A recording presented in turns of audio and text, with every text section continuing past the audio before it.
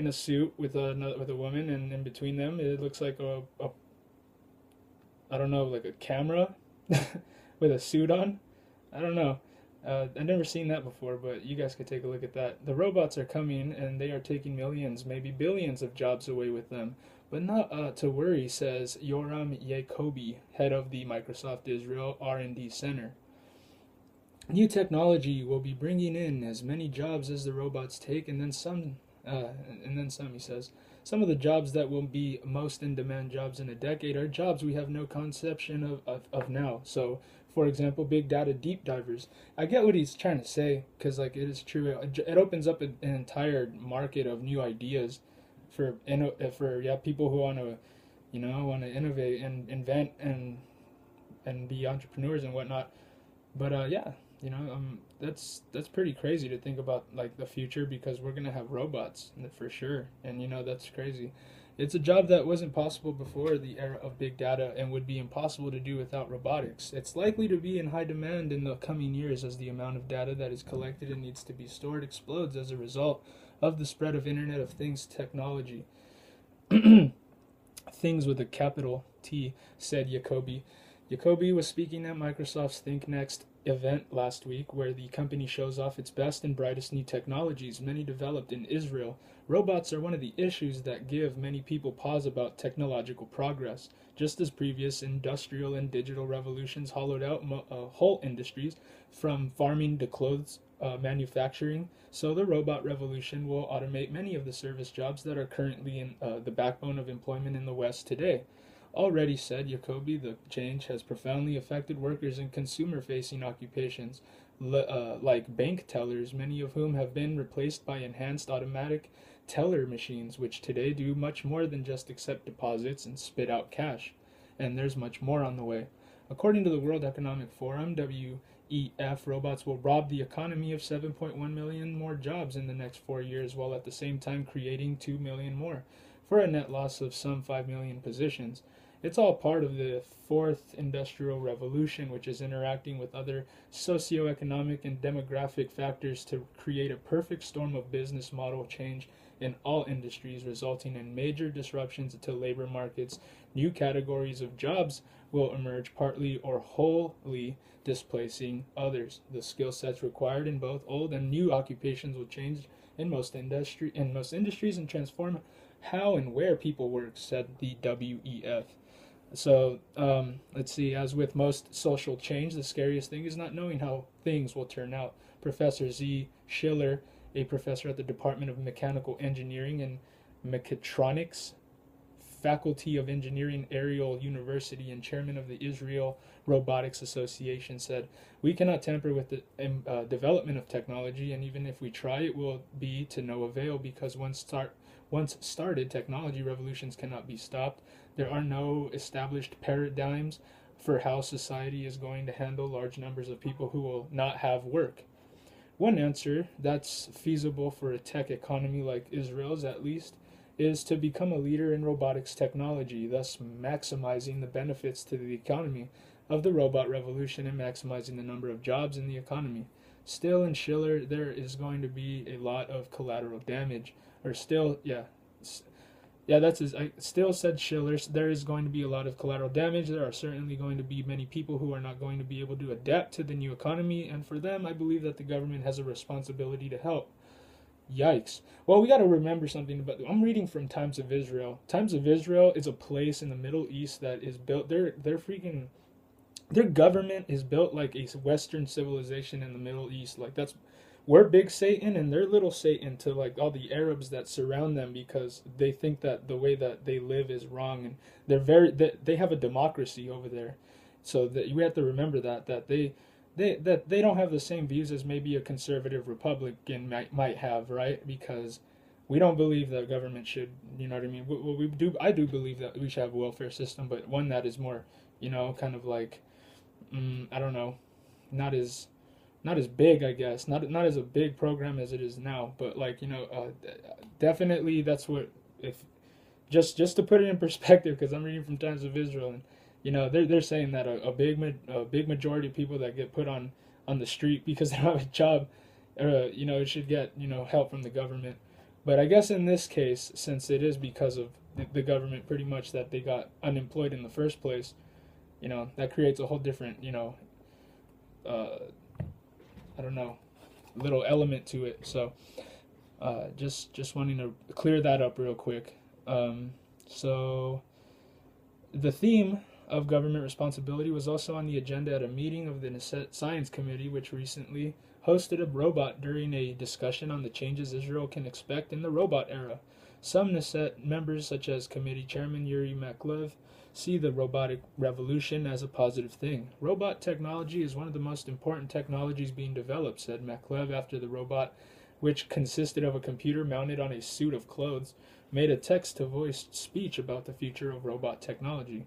There will be many benefits to society, said Maklev. Today it takes 5 workers to take care of an ill patient in a nursing home or hospital, but in the future we will be able to do or make do with 1 worker. So a robot visitor, you could come and look at the article yourself. It has pictures, lots of them, so you can see the robot and whatnot. What will happen to those other 4 workers? They will have to be trained for some other occupation, said Maklev, but what kind of work would nurses, aides, food service workers, and other relatively low-skilled service personnel be trained for? Several MKs, including Eliza Lavie and Manuel Tachenberg, called on the government to take control of the robot revolution and offer intensive retraining options to replace workers, as well as advanced technology training to students. But according to the robot, the robot that was there talking to them, who turned out to be the Dr. Roy Zizana, futures researcher at the Yuval Neneman Workshop, Tel Aviv University. The robot voiced his comments and showed his image on a screen. There's probably little society can do to minimize the loss of jobs. Historically, not all professions that are lost due to technological advancements are replaced with something else, he said. As many as 40% of current job titles are in high danger of disappearing soon, pretty much. So, but there's more to this story, said Jacoby. I recently came across a presentation by Thomas Frey, senior futurist at the Da Vinci Institute and Google's Go to Futurist, who discussed the 162 jobs of the future that don't exist today. He makes a pretty good case. As many jobs that are lost will be created, said Jacoby, and there will be plenty of opportunities for individuals who are flexible and can adjust to the changes in the economy and technology. So again, more pictures. The problem is what will replace those jobs taken over by robots. But thanks to new technologies like big data, IoT, augmented and virtual reality, and robots themselves, there will be plenty of new jobs to replace the old ones, according to Frey, a former IBM engineer and author. He had become one of the leading voices offering reassurance on how the future will play out. So, predicting future jobs is an exercise that involves looking at future industries and speculating on ways in which they will be different than the workforce today. According to Frey, business management, engineering, accounting, marketing, and sales are all necessary skills for the future, but the work involved will also be different. At the same time, there will be many less obvious positions that will need to be created. So Frey's list of the 162 future jobs is about those less obvious positions. And let's see, among the jobs Frey describes as a data hostage specialist, we're already seeing this happen, said Jacoby. Hackers manage to get control of a computer and threaten to wipe out the data unless they are paid a ransom. Individuals who are able to protect the data and prevent it from getting harmed will be in great demand. And data protections is already an industry that suffers from a severe lack of personnel. Another good example of a job that simply does not exist now is augmented reality architect. Virtual and augmented reality applications and devices are going to be standard in most homes and offices in the coming years, and someone is going to have to supply the scenarios for the applications to be used for those devices, said Jacoby. It's a very good point. There's a whole new market opening up, and if you're open-minded to this kind of stuff, you could use it for a lot of good. You would start tackling probably some kind of a class to go learn the whatever you need to learn to get involved in this and get plugged in. That could include, for example, an expert who can translate the examples used in a third grade math textbook to a virtual reality AR scenario. You have to make things look and feel realistic in order to make the scenario convincing. As more people spend more time with VR and AR applications, this job will become even more important. Then there's Jacoby's favorite, Big Data Deep Diver. Already we at Microsoft are experimenting with storing big data servers underwater where the ocean water cools down the temperature of the server. It makes sense as it obviates the need to use electricity to cool down a data center with air conditioning. But what happens when something goes wrong with the communications with that server, when a technician has to go down with tools, or a software update that needs to be applied manually, or when there is a security breach? For that you need two skill sets, engineering and scuba diving. The diver will need to go underwater and use robotic tools to repair hardware or to reach components inside the server in order to add software modules, said Jacoby.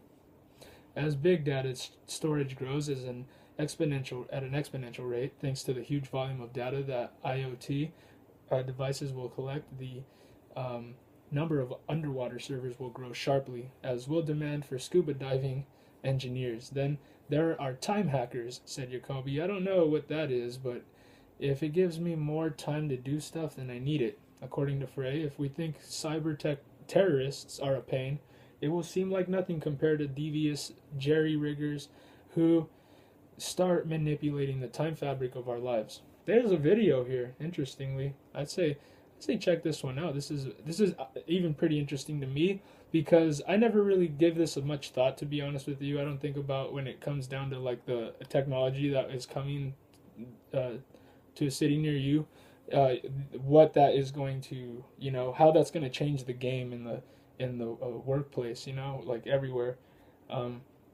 We'll see, you know what I mean? And it's good to think about, because you could get ahead of the game here. You can start investing some time and getting something going, investing in a like future job or something in this, because you could probably get, this is going to be like, this is definitely happening in other places. We could see this in Japan. They are much more ahead when it comes to that, so eventually we'll be there too. So Frey's list includes those and many more, from the more obvious cryptocurrency bankers, regulators and lawyers, automated traffic architects and engineers for driverless vehicles, to the more esoteric bio-meat factory engineers, extinction rivalists. Let's see, from the sublime super baby psychologists, failure point assessors for big data and IoT systems, to the currently seemingly ridiculous plant psychologists or plant therapists, clone ranchers. Wow. And the future is now, said Jacoby. Many of these jobs surround big data, IoT, and robots, all of which are subject to hacking, which means that as those technologies grow, there will be a greater need for cybersecurity experts, said Jacoby. In 2014, over 1 billion data records were stolen by hackers from servers, and the average cost to companies that year for data breaches was $150 million. Both the theft of records and the cost of remediation is only going to increase, and by 2019 alone, our figures show that the U.S. alone will need 2 million more cybersecurity experts. If that is not a job of the future, what is? I don't know. Yeah, I'm going to watch this video, seriously, because I don't know, this even interested me right here, because that's why I saved this article, because I was like, robots and stuff. You see this in some states, and California, I'm all over California, and I don't really see this stuff much, but I don't know. Tell me what you think in the comments below, and if you've never seen this, subscribe. God bless. Have an awesome day.